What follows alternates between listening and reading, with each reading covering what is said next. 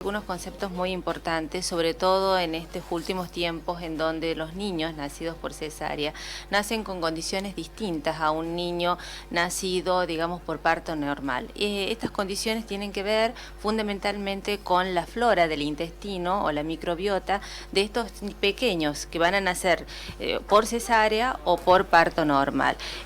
Naturalmente los niños son estériles, digamos, en su intestino cuando nacen y se empieza a colonizar este intestino, si es que lo hace a través de un parto normal, durante el canal del parto, con, digamos, bacterias que van a ser adquiridas de su mamá. Y cuando nacen por cesárea, por supuesto, ahí viene fundamentalmente el inicio de la alimentación con pecho materno. ¿Por qué? Porque el pecho materno tiene ciertos microorganismos o ciertas bacterias que van a ser beneficiosas para, digamos, no solamente su normal crecimiento, sino también para su inmunidad.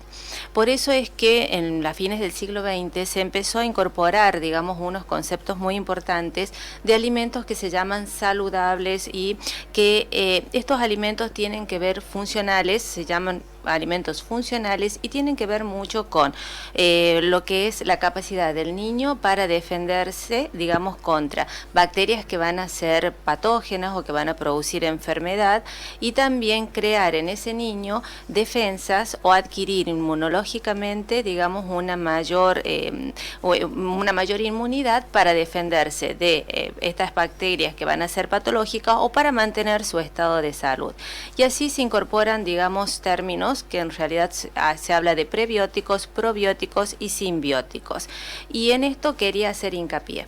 Un prebiótico son sustancias que se incorporan a los alimentos que no son digeridas y que sirven para que ciertas bacterias crezcan y actúen de manera beneficiosa para el niño. Las bacterias son colonias de bacterias que van a ser beneficiosas para el niño. Y los probióticos son microorganismos vivos que se van a incorporar en alimentos, y estos microorganismos vivos sirven para que ese niño tenga mayores defensas, tenga una mayor inmunidad, y no solamente a nivel del aparato digestivo, sino en general en todo su organismo. También se previenen las alergias alimentarias y, por supuesto, también disminuyen mucho lo que son los cólicos, y es por eso de que ahora la incorporación de estos probióticos en leches maternizadas y en otros alimentos resultan muy importantes. Pero siempre queremos recalcar que la alimentación materna, la leche materna, es la que tiene fundamentalmente los mejores probióticos para un niño. O sea que incorporar la leche materna desde su nacimiento es fundamental. Sobre todo si es un niño que nace de cesárea, fundamentalmente. ¿Cuesta más a la mamá amamantar que baje la leche cuando el bebé nace por cesárea o es lo mismo? No, en líneas generales, la mamá que son sometidas a cesárea tienen, digamos, sufren un proceso de anestesia, suelen en algunos casos tardar un poco más en recuperarse desde esa anestesia, y a veces suele suceder que los niños no los llevan para que inmediatamente se prendan al pecho materno. Esto retrasa, por supuesto, la bajada de la leche, pero siempre recordar que el bebé, desde que nace, tiene que ser prendido al pecho materno, y que el calostro, que es lo primero que baja antes de la leche en sí, es muy rico en defensas en inmunoglobulinas, sumado a que, por supuesto, también va a favorecer con los probióticos que ese niño sea colonizado, que su intestino sea, digamos, abarcado o colonizado por bacterias que son buenas. O sea, nazca por parto normal o por cesárea, lo primero que hay que hacer es poner al pecho de la madre. De la madre, exactamente, para que se ahí alimente empieza con leche materna. Una situación medio como traumática, porque sobre todo las mamás primerizas. Exactamente. Que no tengo leche, que no baja, que llora, que no sé qué hacer, que porque no lo conocemos todavía, el bebé no sabemos. Claro, por eso es fundamental el apoyo del neonatólogo y de las enfermeras de neonatología para colaborar con esta mamá, para enseñarle, para calmarla, porque muchas veces estos pequeños, digamos, tienen que pasar por un proceso de adaptación que es el de respirar, el de empezar a alimentarse por el aparato digestivo. Recordemos que antes en la panza de la mamá lo hacían a través del cordón umbilical. Sí, y después Ya tiene que pasar, tiene digamos, que pasar a la teta, ¿no? Exactamente, lo ideal es la teta, y por todo esto que estamos explicando, existen leches maternizadas que son, digamos, adicionadas o que se les adicionan estos probióticos, que son una buena opción en algunos casos, pero por supuesto siempre insistimos con pecho materno, pero si por alguna circunstancia esta mamá no puede inicialmente dar el pecho, se debe iniciar, digamos, la alimentación con leches maternizadas que estén adicionadas con probióticos. Y eso que lo leemos en las... Lo leemos y hay algunas marcas comerciales que la traen. Por eso, por ejemplo. Hay que leer... Y en líneas generales el médico debe saber, pero hay ciertas marcas comerciales, no sé si lo puedo decir, sí, pero por ejemplo, NAM viene incorporados con probióticos. Hay otras marcas comerciales donde vienen incorporados con prebióticos. El prebiótico no va a actuar si no tengo un probiótico. Claro. Es decir, ¿por qué? Porque este prebiótico sirve, digamos, para que este probiótico se alimente, pero el que actúa, en definitiva, es el probiótico, son esos microorganismos vivos, son esas bacterias buenas. ¿Y para qué hacen la leche con prebióticos si no le ponen probióticos? No, lo que pasa es decir que el prebiótico sirve para que cuando el niño tiene unas cantidades adecuadas de bacterias en el organismo, va a servir. Pero lo ideal es también incorporar a este niño los probióticos, sobre todo si ese niño inicialmente no ha podido recibir leche materna. Bien, o sea... Teta primero. Teta es fundamental. Siempre insistimos con el pecho materno, que debiera ser el primer alimento para el bebé, porque esto va a colonizar su intestino, no solo para ese momento, sino también que se habla que va a definir la microbiota, es decir, las bacterias que van a colonizar ese intestino a lo largo de su vida. Bien, o sea que eso es para sí o sí. Sí o sí. Y recordemos que, digamos, la colonización del intestino con estas bacterias buenas o con estos probióticos, ¿qué es lo que hacen? Por ejemplo, que ante una diarrea, por ejemplo, una diarrea por rotavirus, que es un virus que vamos a empezar a tener bastante ya cuando llegue la época fría, van a hacer que duren menos. Que dure menos la diarrea, es decir, que no solamente nos va a generar, digamos, inmunidad a nivel de todo el cuerpo, sino también, por ejemplo, ante una gastroenteritis, la diarrea va a ser más corta. Esto se ha comprobado científicamente que es así. Que la diarrea va a ser más corta y más leve será la gastroenteritis. Más leve, por supuesto, la gastroenteritis y con menor probabilidades de internación de ese paciente. Hablamos de pacientes bebés. Hablamos de pacientes bebés. También en algunos casos es recomendable dar probióticos en personas más grandes, sobre todo aquellas que están consumiendo antibióticos, porque los antibióticos alteran todo lo que es la flora del intestino y en algunos casos, digamos, como que el antibiótico también mata a algunas bacterias buenas. Entonces, si nosotros incorporamos estas bacterias o estos microorganismos vivos que son buenos, vamos a ayudar a que rechacen o que ocupen los lugares donde van a actuar los organismos patógenos o los organismos malos, los que van a producir enfermedad, y por lo tanto vamos a producir, digamos, una recuperación mucho más rápida de lo que es la flora intestinal de ese paciente. Tanto en niños como en adultos. Entonces, leche materna. Leche materna, leches maternizadas con probióticos, y existen otros alimentos, como por ejemplo Nestum, que tiene también probióticos cuando son más grandes, cuando se incorpora, digamos, porque también los más grandes pueden tener diarreas y pueden también tener sus infecciones intestinales e infecciones a nivel de todo el organismo. Un nene que ya está alimentándose con otras cuestiones, con otros alimentos aparte de la leche maternizada o leche materna, sí, y tiene diarrea, ¿qué hay que darles?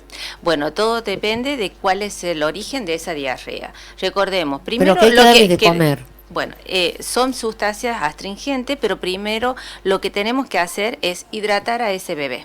Cuando existe una diarrea, lo primero que tenemos que hacer es la hidratación de ese bebé, consultar con su pediatra para ver cuál es el origen de esa diarrea, si es una diarrea por virus, es una diarrea por bacterias, es una diarrea por alguna sustancia tóxica. Entonces, en base al origen, digamos, de esa diarrea, es lo que el médico va a colocar de tratamiento. En algunos casos requiere solamente hidratación y un poco de paciencia, con alimentos astringentes. El uso de los probióticos probióticos está siendo muy utilizado últimamente o en la indicación, digamos, de los pediatras, y si es alguna diarrea de origen bacteriano certificado, se puede dar antibióticos. Y aquí también, cuando doy antibióticos, también puede dar probióticos, porque parecería ser que estos probióticos van a ayudar junto con el antibiótico a que la persona se recupere rápidamente. Pero siempre insistimos, Gaby, que lo fundamental es consultar con su médico, porque no todas las diarreas son iguales, no a todos los niños los podemos tratar de la misma manera. Y en caso del Nestún, que lo nombró usted, el Nestún, en un bebé que tiene diarrea, o en un bebé que se alimenta, por supuesto, con sólidos. Sí. Tiene adicionado probióticos. O sea que es recomendable. Exactamente, sobre todo... Pero sin leche. Se podría dar de acuerdo a las características de la diarrea con la leche, digamos, que el médico indica. En algunos casos se debe cambiar la leche que habitualmente utiliza por leche, por ejemplo, sin lactosa. Pero eso es cuando se produce una diarrea, que generalmente son las de origen viral, que van a producir que ese organismo, digamos, no pueda digerir la cantidad de lactosa que está acostumbrado. Entonces pasamos por un tiempo a una leche con baja lactosa o sin lactosa, y podemos adicionar en estos casos los probióticos. ¿Cómo se da cuenta el médico de qué tipo de diarrea tiene? ¿Tiene que hacer análisis? En algunos casos sí se deben hacer análisis. A simple vista ustedes pueden decir es viral, es bacterial. No, o sea, no es tan sencillo. Particularmente yo las analizo porque muchas de las, si bien existen diarreas o sintomatología en donde uno sospecha de que es un virus o sospecha de que es unas bacterias por las características, digamos, de esa diarrea, por la historia de cómo se presentó esa diarrea, sí, pero particularmente yo siempre solicito un laboratorio para certificar mi diagnóstico, es decir, esta sospecha diagnóstica la certifico con un laboratorio, pero por supuesto depende de cada pediatra y de cada médico. ¿Es conveniente dar alguna medicación para cortar la diarrea? No, está prohibido. Eso es algo que siempre le digo a los pacientes, que no vayan a la farmacia y busquen algo para cortar la diarrea, porque lo que se debe hacer primero es hacer un diagnóstico de esa diarrea y en base a eso recién tratar. Si yo tuviera, por ejemplo, una bacteria en mi intestino y yo doy un antidiarreico, que lo que hace, digamos, es retener el peristaltismo, el movimiento del intestino, voy a permitir que esa bacteria crezca mucho más de lo que debiera crecer, porque recordemos que a veces la diarrea es como un mecanismo de defensa que tiene el organismo para eliminar esa bacteria que está contaminando ese intestino. Entonces, si yo detengo el peristaltismo, el movimiento del intestino, creo un ambiente propicio para que esa bacteria se multiplique y por lo tanto la infección sea mayor. Entonces, nunca dar un antidiarreico. Primero consultar con su médico, el médico será quien decide si debe o no darse el antidiarreico o qué se debe hacer, cuáles son los pasos a seguir. No todas las diarreas son iguales y también si un miembro de la familia comenzó con diarrea, no podemos decir que todos los miembros de la familia van a tener la misma diarrea. Deben hacerse las consultas que hagan falta, es decir, si es uno de los niños, bueno, se hará la consulta por ese niño. Si los 3 hijos están con diarrea, cada uno debe ser analizado individualmente. Individualmente, porque supuesto, pueden ser episodios diferentes. Pueden ser episodios diferentes. Y me ha pasado varias veces que varios hermanitos, uno tenía diarrea por una causa y otros por otra causa.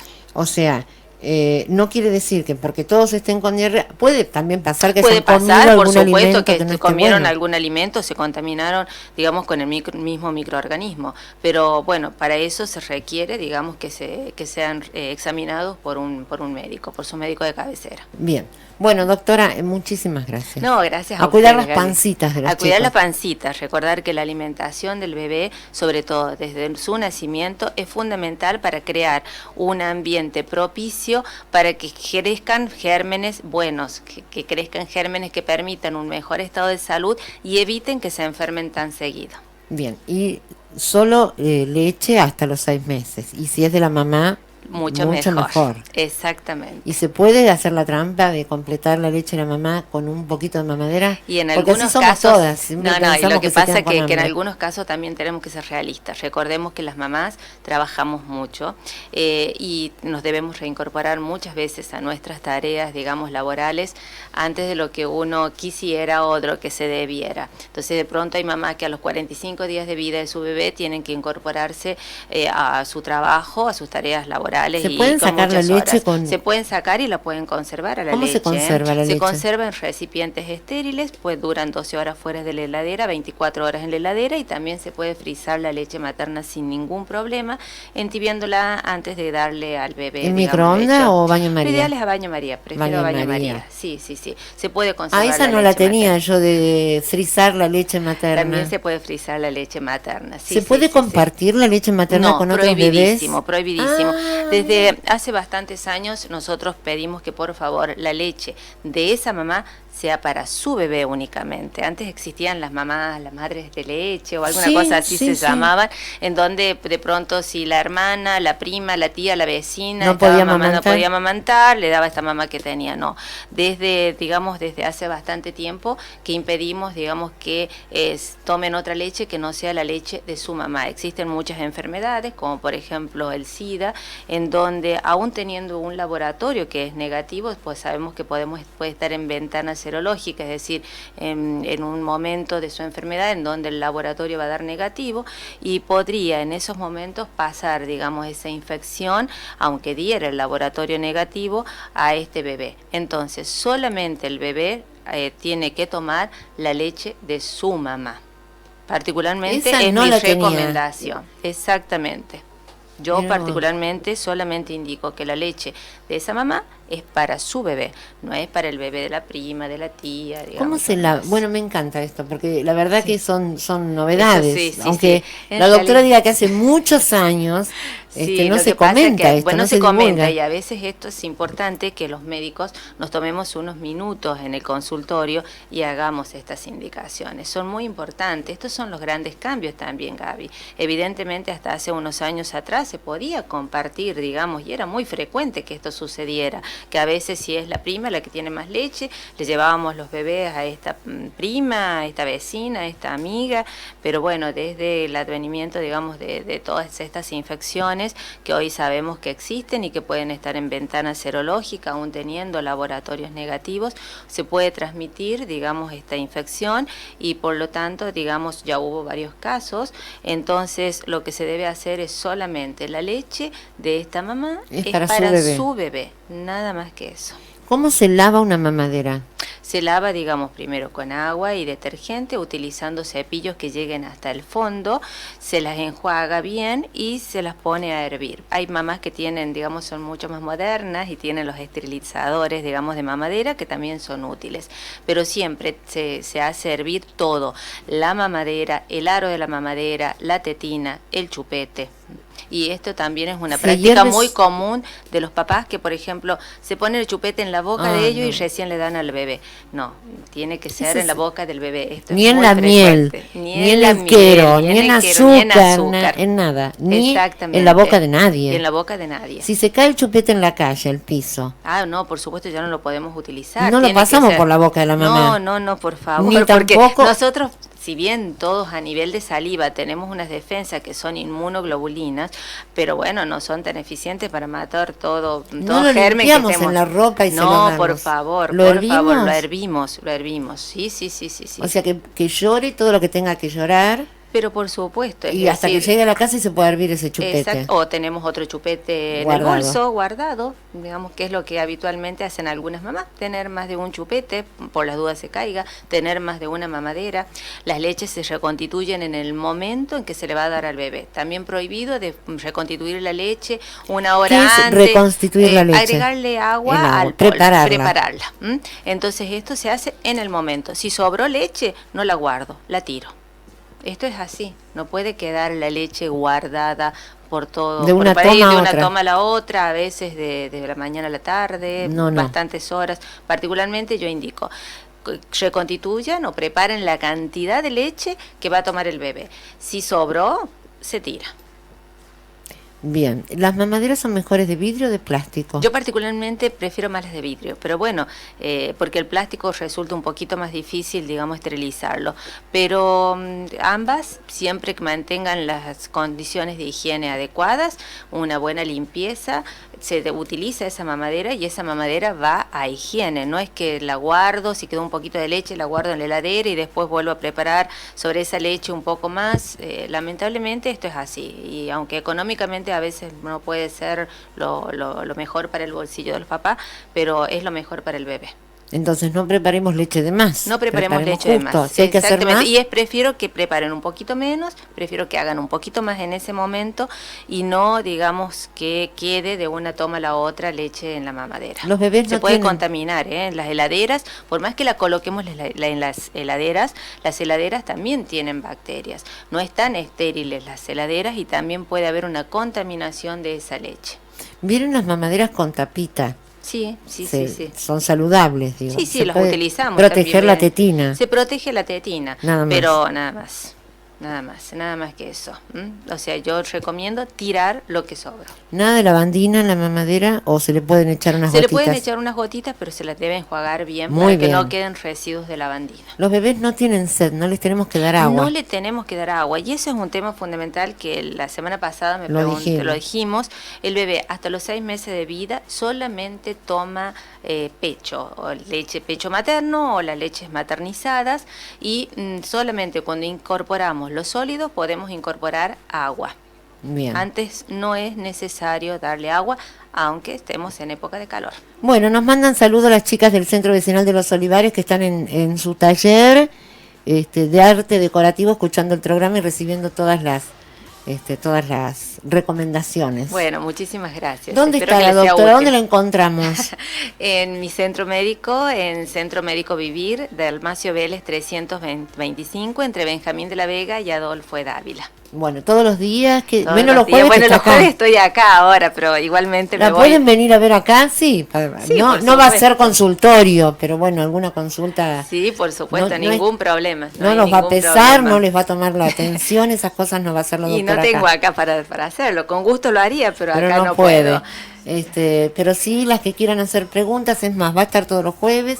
Así que si quieren llamar y dejar consultas, la producción la anota y el jueves la aclaramos. Pero ningún problema, con mucho gusto, porque Gabriela. Hay 1000 cosas para preguntar. Exactamente. ¿Cómo es viajar, por ejemplo, con un bebé chiquitito? ¿Se puede llevar un bebé de viaje? Se puede llevar, pero todo depende de la edad y las características clínicas de ese paciente y a dónde viaja. No es lo mismo viajar de acá a media hora que hacer un viaje mucho más largo, o a países donde tienen otras condiciones, por ejemplo, que son distintas a las nuestras, otras temperaturas, otros alimentos. Bien. Entonces eso también depende mucho. ¿El avión? El avión sí puede utilizarlo. ¿Para un son bebé presurizados. Chiquitito? Son presurizados los aviones. Y si se tienen los cuidados adecuados, no hay ningún problema. Bueno, de esto vamos a hablar también un poquito el jueves que viene, porque hay muchas mamás primerizas o que están esperando todavía su primer bebé, y que está bueno que sepan algunas cosas que no se dicen habitualmente. Es que claro, son Quiero que hablemos del hipo y del hilo rojo. Ah, bueno. Y vamos a hablar del hilo rojo para los bebés, ¿no, Gabriela? Sí. El hilo rojo para los bebés y para nosotras también. Yo no lo tengo, pero me lo viven recomendando el hilo rojo. Claro, hay que... No, el hilo rojo que se ponía en la frente cuando estaban con hipo. Sí, no hay ningún problema. El tema del hipo también es muy importante hablarlo, porque es una consulta bastante frecuente en el consultorio. Y uno lo ve, digamos. Tienen mucho hipo los bebés. Habitualmente tienen hipo. Tienen hipo, sí, es normal que lo tengan inicialmente. Y hay mamás que lloran de la desesperación porque no saben qué hacer. Exactamente. No hay que asustarlos. No hay que asustarlos. Y no hay que asustarlos a los bebés también. Sí, porque a los grandes nos asustan cuando tenemos hipo. No, pero me interesaría tocar también ese tema del hipo, porque es un tema interesante. Bueno, muchas gracias, doctora. No, gracias a usted, Gabriela. Hasta el jueves que viene. Hasta el jueves. Estás escuchando la radio más potente del noroeste. Cadena Pro.